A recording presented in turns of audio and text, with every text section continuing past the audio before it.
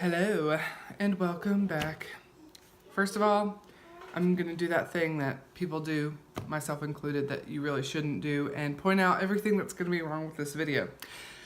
My baby is jumping around in her little jumper and she's noisy and she makes lots of sounds and her jumper makes sounds. And that's just how it's gonna be. Also, my lighting's a little funny. I can't decide what's going on with it. I look real washed out. I'm not this fair skinned. I don't think. Am I? I don't know. Whatever it is. So yeah, sorry. Things aren't gorgeous. That's the way it is. That's the way it is. Okay, I'm getting my papers ready. So, I wanted to tell y'all about my nutrition consultation that I had Thursday. Today is Saturday, September 2nd, I think is what today is. So I had this on the 31st. And I'm really curious. When I ask for feedback, it's sincere. So I'm going to express some things here. And some of y'all might be like, no, Amy, like you're being this or that, or you're thinking too much into it. Or you might be like, I don't know about that. So let me know what you think because I have lots of thoughts. First of all, the nutritionist, dietitian, I guess technically she's a dietitian. I think that's what I should call her. Okay, so I'm going to try to focus on calling her the dietitian. The dietitian was lovely. She's very nice, very personable. But first of all, can I just keep it really real for a second? I walk into her office and I sit down in the chair and my butt was just fitting in that chair. I mean, it was just fitting in that chair. This woman operates out of the bariatric surgeon's office. Girl, if you are gonna be seeing people who need bariatric surgery and giving them nutritional advice, how are you not gonna have a bigger chair than that? Literally, my butt was so tightly squeezed, I came this close to jokingly saying something about it, because I mean, I wasn't mad, but I was like, I've seen some of the people in this waiting room, and I'm not even near the biggest, so I know she gets patients that can't fit in that chair. Get you some bigger chairs. I don't know, it was just, that's my first side note. I sat down in that chair and I was just like, okay, this reminds me of flying in a plane, like it was narrow. Second of all, she was nice, but you know when you meet somebody like a healthcare professional and you can tell that they're a little bit judging you? There was that vibe. And I didn't get that vibe in the least from the surgeon. Like not even a droplet of it. And I brought my best friend to that appointment and she's nowhere near overweight. And she's pregnant. She's still nowhere near overweight. And she agreed that like he was just very compassionate and didn't really have like a drop of judgment to him. I can't really say the same for the dietitian. But as I said, she was nice. Moving on. One of my first major warning signs with her was that the diet advice, like the paper she gave me, I'm finna read it to y'all because I don't know, it was a bit of a red flag for me. Guess what she recommended I consume? Let me find the paper. Okay, here we go. Apple juice, orange juice, other fruit juices, Crystal Light, Yoplait yogurt. Let me find the other ones that were like,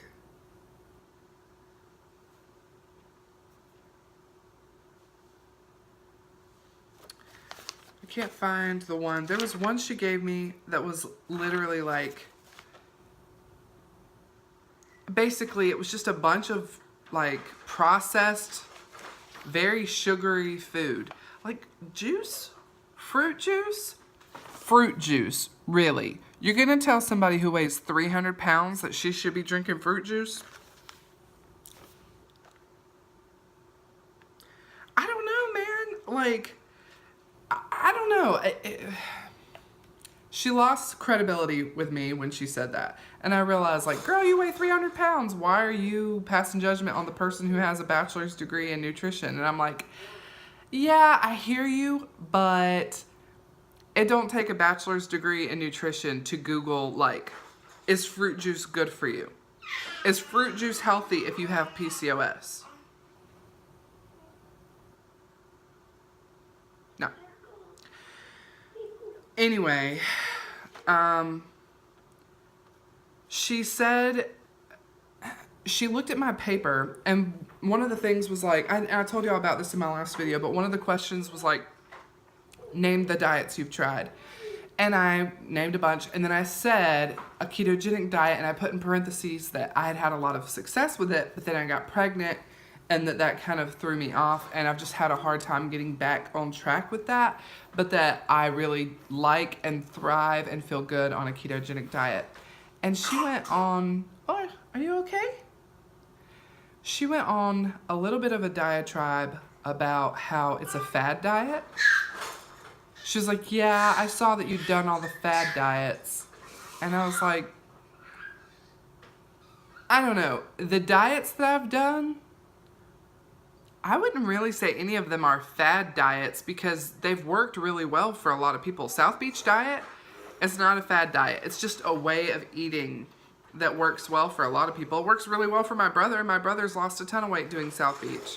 Atkins has worked very well for a lot of people. I think like Kim Kardashian does Atkins. That's what she thinks of Kim Kardashian, apparently. I will withhold judgment. But anyway, basically, I had a problem with her calling like Weight Watchers and vegetarianism fad diets. Like, I don't know, it just felt very dismissive. Meanwhile, the diet that they want me to do is a diet that the doctor came up with himself and has his own little name for it. And it's basically the South Beach diet. It's like the South Beach diet and Trim Healthy Mama had a baby.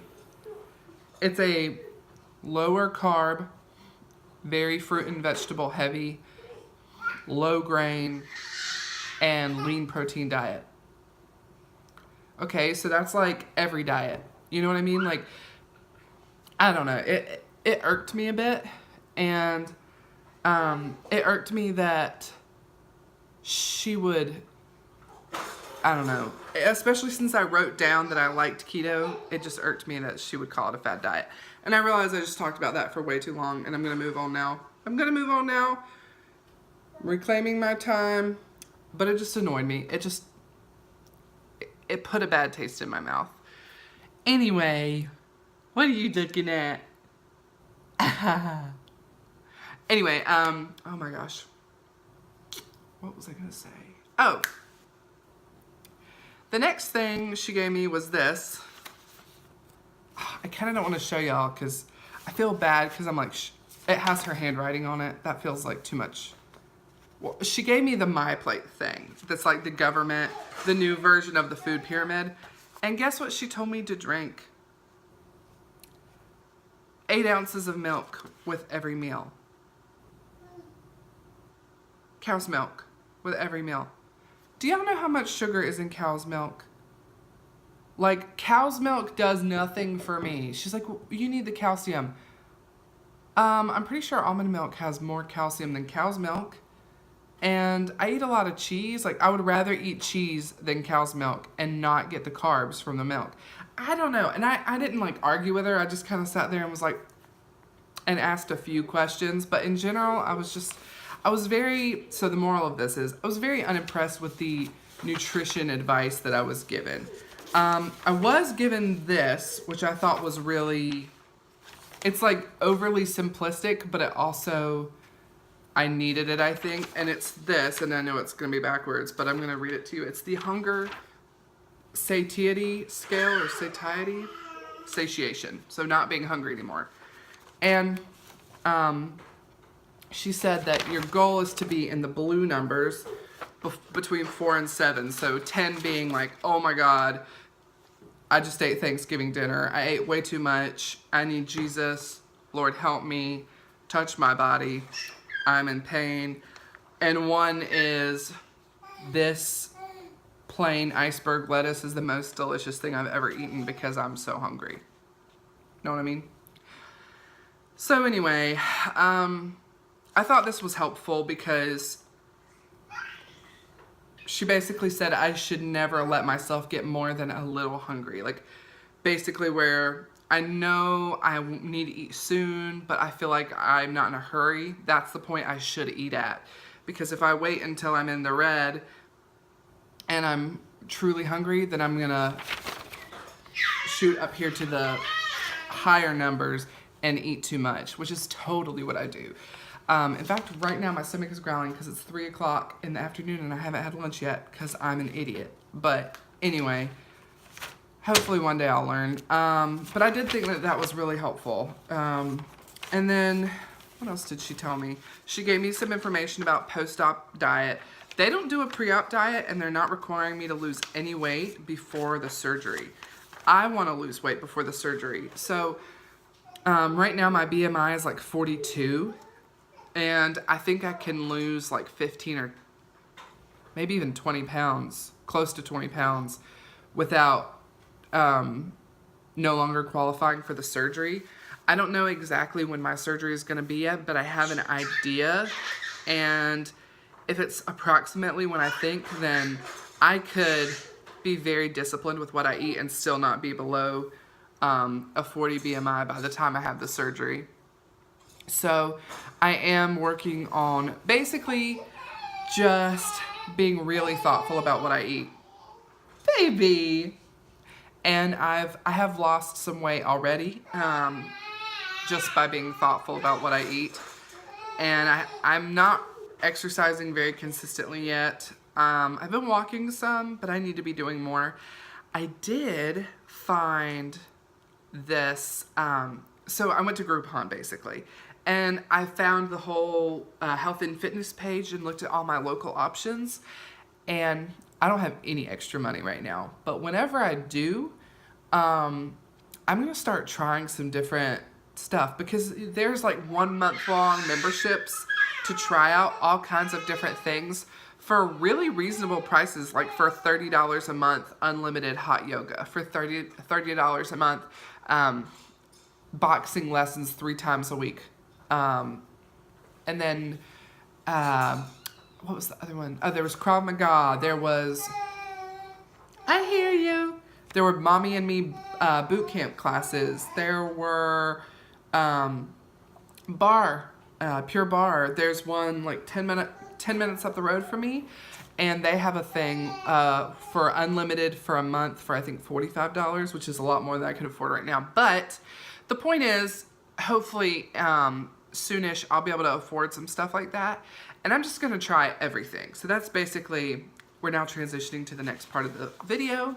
Let me wrap up the nutrition part really quick. So basically I didn't really learn anything new from the dietitian, and I wasn't really expecting to because I know how to lose weight. What I need is like therapy so that I can maintain the weight that I lose and be consistent. And I just need some behavioral changes as far as implementing new processes in my life that will allow me to be successful long term. Anyway, about exercise, which is going to be a huge part of being successful long term, I have no doubt. I'm just going to try lots of different stuff. I like weightlifting, but I really need a coach. When I was doing it myself last year, I enjoyed it so much, but I hurt myself so many times, and I've watched videos of proper form, and I know there was a lot of stuff that I wasn't doing right. Do I need to just come get you? Are you very sad? Hold on, I gotta go get a little bunny. Don't mind my pants. Come here, do you want to be in the video? Do you want to be in the video? Okay, okay.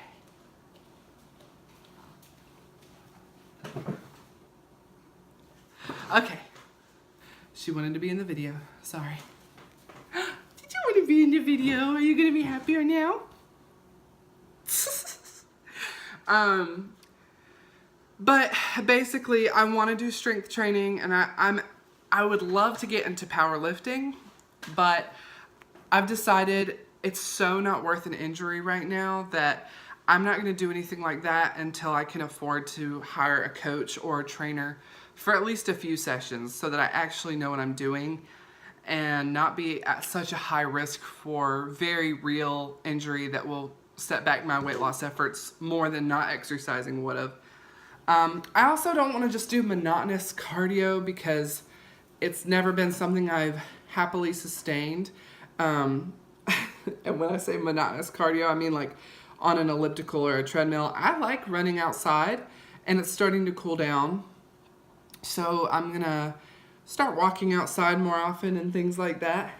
But I think that I need to try out lots of different fitness activities, and I think even when I find things I love, the key to success for me will be switching it up a lot, staying really interested, staying challenged, staying excited by new things. So if I like hot yoga, great, that's awesome, but I don't necessarily need every moment that I have of physical fitness to be hot yoga.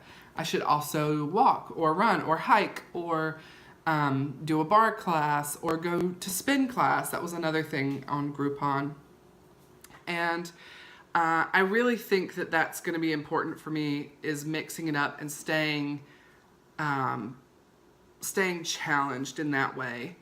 And then, what else was I going to tell y'all? Oh, this is kind of a side note, but kind of something I'm a little concerned about.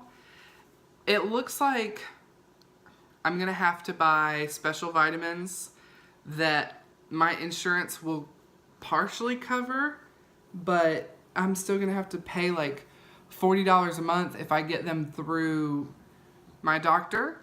I'm not really interested in that because I can get vitamins that have great reviews off of Amazon for that price at most. And just do it, subscribe and save. And then I also apparently am going to need to consume a decent amount of like protein powder. That stuff's expensive. So I'm a little nervous about that. And I was wondering if anyone who has been through VSG or weight loss surgery could kind of shed light and tell me kind of what to expect. Will I save so much money on other food that it will make that worth it? Or do I need to like be figuring out how I'm going to afford that? Because that's, from my math, the vitamins and protein alone are going to be like probably $100 to $150 a month. And if that's taken, like I can't add that to my grocery budget. Like it's too much. So I need to find out if it'll come out in the wash because I'm eating less. That's kind of what I'm wondering. So if y'all could share. And also if you could recommend some vitamins, especially I think they want me to take a multi. Oh, and they don't want me to do gummies because, or the patch, because I think thiamine is what she said. Studies show that there's not a good absorption rate for it. So I'm going to obey that and not do gummies or patches. But they told me I need a multivitamin. I need 10,000 micrograms of biotin, which I'm just going to do a dissolvable from Amazon. I need calcium. I need iron. And I need B complex. So if you take any of those, let me know what you think of whichever ones you're taking. There's some that I've found that on Amazon that I kind of have in my shopping cart, but I definitely need some guidance and advice. Don't I? I don't know what I'm doing. I don't know what I'm doing. I don't know what I'm doing. Bubby, what are you doing? Oh, are you looking at Totoro? Ooh, Totoro. Totoro. She loves my phone cover. It's Totoro.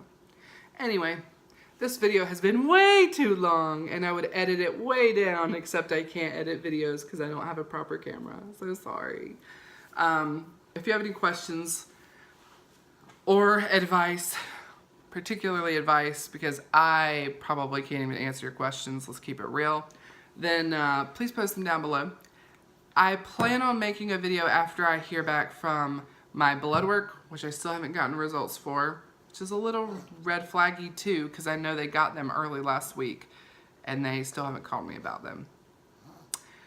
Anyway, I'm waiting for those results, so I'll be sharing those whenever I get them in.